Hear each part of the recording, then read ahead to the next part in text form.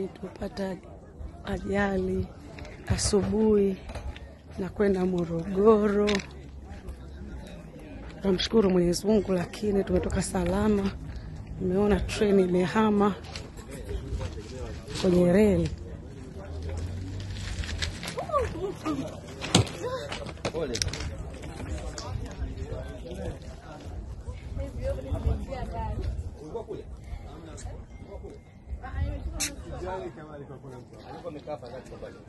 Mtuombee.